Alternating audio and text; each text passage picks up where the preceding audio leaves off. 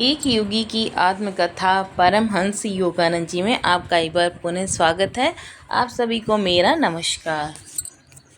आज अध्याय 29 का शीर्षक है रविंद्रनाथ टैगोर और मेरे विद्यालय की तुलना। रविंद्रनाथ टैगोर जी ने हमें उसी तरह आत्म अभिव्यक्ति को स्वाभाविक रूप में गीत गाना सिखाया जिस प्रकार चिड़ियाएँ गाती हैं। भोलानाथ मेरे विद्यालय का एक प्रतिभाशाली छात्र, जिसकी उम्र 14 वर्ष की थी, जब मैंने एक सुबह उसके मधुर गायन में प्रशंसा की तब उसने मुझे यह बात बताई। आश्रम में चाहे कोई उसे गाने के लिए कहे या न कहे, बीच बीच में कभी भी सुरीले स्वर में वह गाता रहता था। मेरे विद्यालय में आने से पहले वह बोलपुर में प्रसिद्ध टैगोर स्कूल शांति निकेतन यानी शांति का घर में शिक्षा ग्रहण कर रहा था। पूरा बंगाल, यहाँ तक कि अशिक्षित या अनपढ़ किसानों को भी उनकी मधुर कविताओं को गाने में खुशी मिलती है।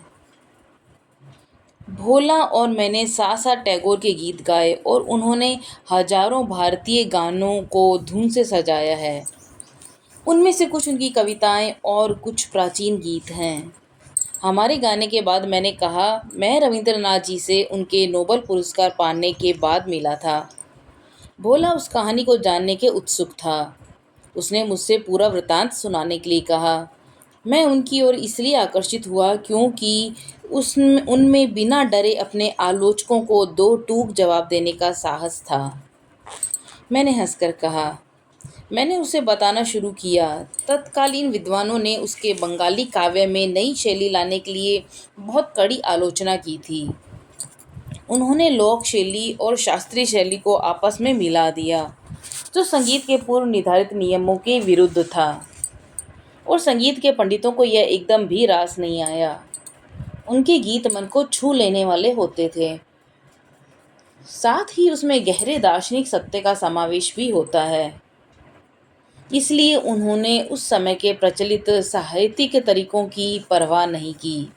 एक प्रभावशाली और प्रसिद्ध आलोचक ने रविंद्रनाथ टैगोर को कबूतर की तरह गुटरगू करने वाला, जो अपनी गुटरगू यानी रचना को 1 रुपये में छापने के लिए देता है, लेकिन रविंद्रनाथ ने उसका बदला तुरंत ही ले लिया जब उन्होंने अपनी कविताओं को अंग्रेजी में अनुवाद करके गीतांजलि, गीतों की अंजलि प्रकाशित की, तो पूरे पश्चिमी जगत ने उनके चरणों में अपनी श्रद्धा अर्पण की।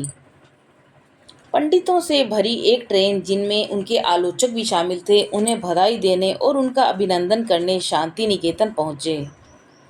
रविंद्रनाथ जी अपने अतिथियों से काफ़ी देर बाद मिले। फिर उनसे अपनी प्रशंसा निर्विकार भाव से चुपचाप सुनी। फिर उन्होंने उनके अपने अस्त्र आलोचना को उनकी ओर मोड़ते हुए कहा, सज्जनों, आप जिस तरह का संगठित गौरवपूर्ण सम्मान मुझे दे रहे हैं, उसमें आपके अतीत की मेरे प्रति वितृष्णा की दुर्गंध भी समाई हुई है। क्या मेरे नोबेल पुरस्कार मिलने और अचानक आप सबके द्वारा प्रशंसा करना, इसके बीच कोई संबंध है? मैं अभी भी वही कवि हूँ जिसने आपको बहुत नाराज किया था जब मैंने बंगाल के पवित्र मंदिर में अपने विनम्र गीत अर्पित किए थे। अखबारों ने टैगोर के निर्भीक फटकार का विवरण छापा और चापलूसी से दूर उस व्यक्ति की स्पष्टवादिता ने मुझे बहुत प्रसन्नता दी।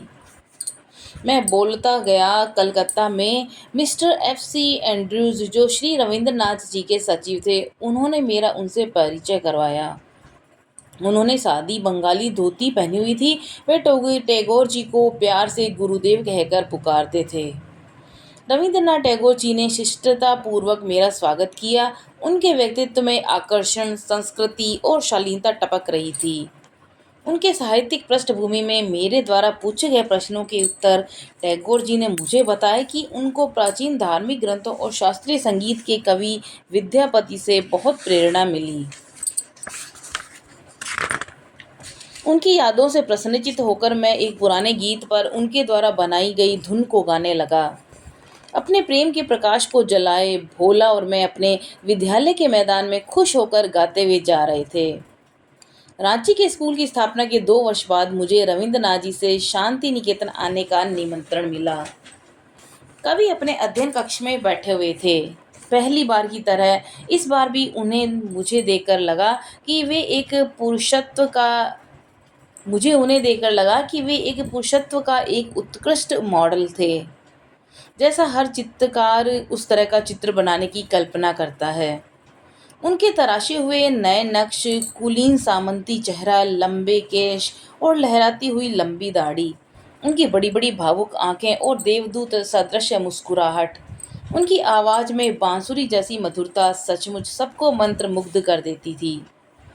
मजबूत, ऊंचे कद के और गंभीर, साथ ही उनमें स्त्री की कोमलता का पुट और शीशु की तरह खुशी से लिप्त फूर्ति से भरे हुए थे। कवि को अपनी किसी कल्पना में भी टैगोर सदृश एक सौम्यता की मूर्ति से अच्छी आकृति साकार नहीं हो सकती। टैगोर और मैं शीघ्र ही अपने स्कूलों का तुलनात्मक अध्ययन करने लगे। हम दोनों ने अपने अपने स्कूल प्रचलित पद्धति से अलग अलग स्थापित किए थे। हमने उनमें कई एक से गुण देखे, जैसा बाहर खुले आकाश के नीचे शिक्षा, सादगी और बच्चे की रचनात्मक क्षमता के विकास का पर्याप्त अवसर। रवीन्द्रनाथ जी का विशेष ध्यान साहित्य और काव्य के अध्ययन, संगीत और गीतों द्वारा स्व अभिव्यक्ति पर था, जिसे मैंने पहले ही भोला में देख लिया था। शांति निकेतन के बच्चों की एक कक्षा का समय पूर्ण मौन पर होता था, लेकिन उन्हें योग की कोई विशेष शिक्षा नहीं दी जाती थी। कवि टैगोर ने मेरे पूरे विवरणों, जिनमें छात्रों को प्रशिक्षित किए जाने योगदा अभ्यासों और योग ध्यान की तकनीक भी शामिल थी, उन्हें बहुत ध्यान और एकाग्रता से सुना। टैगोर जी ने मुझे अपने बचपन के शैक्षिक संघर्षों के बारे में बताया कि मैं 5वीं के बाद स्कूल से भाग गया था। उन्होंने हंसते हुए बताया, मैं इसे बहुत जल्दी समझ गया, क्योंकि उनके अंदर के कवि हृदय की कोमलता को स्कूली कक्षा के नीरस अनुशासित वातावरण का सहन कितना कठिन होता रहा होगा। यही कारण है कि मैंने पेड़ों की छांव और खुले आकाश के नीचे शांति निकेतन की स्थापना की। उन्होंने सुंदर से बगीचे में प्राकृतिक वातावरण में पढ़ते हुए बच्चों की तरफ भावपूर्ण मुद्रा में इशारा करते हुए बताया। एक बालक फूलों और पक्षियों की चहचहाट के बीच अपने प्राकृतिक वातावरण में रहता है। इसी प्रकार वह अपने अंदर छिपे व्यक्तिगत प्रतिभा में निहित अपनी संपदा को पूरी तरह से व्यक्त कर सकता है। सच्ची शिक्षा को कभी रटा नहीं जा सकता और यूं ही नहीं ठूंसा जा सकता है, बल्कि यह उस निहित ज्ञान भंडार को बाहर लाने में सहायक होनी चाहिए। मैं उनसे सहमत था। केवल आंकड़ों और ऐतिहासिक कालक्रमों का आहार की तरह पेश करके उनकी आदर्शवादी और किसी को आदर्श मानकर उनकी पूजा करने की प्रवृत्तियों से वंचित कर उन्हें भूखा मारते हैं। कवि ने उन्हें बहुत प्यार से अपने पिता देवेंद्रनाथ के बारे में बताया, जिनकी प्रेरणा से उन्होंने शांति निकेतन की शुरुआत की थी। मेरे पिताजी ने यह उपजाऊ भूमि दी। जब उन्होंने पहले से ही घर और मंदिर बनाया हुआ था, रविंद्रनाथ जी ने मुझे बताया, मैंने वर्ष 1901 में अपना शैक्षणिक प्रयोग केवल 10 बच्चों के साथ शुरू किया। 8,000 पाउंड जो मुझे नोबल पुरस्कार में मिले, वे इस स्कूल को बनाए रखने में व्यय हो गए। उनके पिता देवेंद्रनाथ जी महर्षि के नाम से दूर दूर तक जाने जाते थे। वह एक अद्भुत मनुष्य थे, जैसा कि उनकी आत्मकथा से जाना जा सकता है। हिमालय में उन्होंने अपनी युवावस्था 2 वर्ष ध्यान में बिताए थे। इसी प्रकार से उनके पिताजी श्री द्वारकानाथ टैगोर, जो अपने दान, धर्म और जन सेवा के लिए पूरे बंगाल में प्रसिद्ध थे। इस प्रकार के गौरवपूर्ण वंश से इतना प्रतिभाशाली परिवार पैदा हुआ। केवल रविंद्रनाथ जी ही नहीं, उनके सभी सगे संबंधियों ने रचनात्मक अभिव्यक्ति में अपनी प्रतिभा दिखाई। उनके भाई गगनेंद्र और अवनिंद्र भारत के श्रेष्ठ चित्रकारों में आते हैं। उनका एक भाई और द्विजेंद्र बहुत ही दार्शनिक थे, जिनकी एक हल्की सी पुकार का जवाब पक्षी और जंगल के जानवर देते थे। रविंद्रनाथ जी ने मुझे अतिथि भवन में रात बिताने का निमंत्रण दिया। शाम को कवि अपने समूह के साथ आंगन में बैठे हुए थे। वास्तव में यह नज़ारा बहुत ही सुंदर था। समय जैसे अतीत में चला गया था। मेरे सामने का दृश्य मानो प्राचीन काल के आश्रम की तरह था। जहाँ एक आनंद विभोर गायक के चारों ओर उसके भक्त बैठे हुए थे। सभी एक दिव्य प्रेम के प्रभामंडल में थे। टैगोर जी हर धागे की गांठ माधुर्य को बांधते थे। वे कभी भी अपने बात पर ज़्यादा जोर नहीं देते थे। अपने आकर्षण की चुंबकत्व से सभी को अपनी ओर खींच लेते थे। ईश्वर के बागान में काव्य के दुर्लभ फूल अपनी नैसर्गिक सुगंध से सबको आकर्षित कर लेते थे। अपनी मधुर आवाज में रविंद्रनाथ जी ने अपनी उत्कर्ष नवीन कविताएं सुनाई। उनमें अधिकतर गीत और नाटकों की रचना उन्होंने अपने छात्रों को आनंद देने के लिए शांति निकेतन में ही बनाए। उनके लगभग हर छंद में ईश्वर का जिक्र होता, लेकिन कहीं भी पवित्र शब्द ईश्वर या उनके अन्य नामों का कहीं भी उल्लेख नहीं होता। यह बात मुझे उनकी बहुत सुंदर लगी। उन्होंने लिखा था कि गाने के आनंद के नशे में मदहोश मैं खुद को भी भूल जाता हूँ और अब आपको अपना मित्र कहने लगता हूँ, जो मेरे स्वामी हैं। अगले दिन खाने के बाद मैंने भरे हृदय से कवि से विदा ली।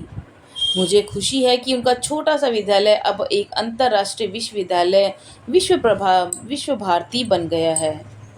आज उनके छात्रों को एक आदर्श वातावरण मिलता है। तो ये था आज का अध्याय, जिसमें श्री परमहंस योगानंद जी की भेंट हुई रविंद्रनाथ टैगोर जी से। तो कल अध्याय 30, जिसका शीर्षक है चमत्कारों का नियम। मिलते हैं कल दोबारा, तब तक के लिए नमस्कार।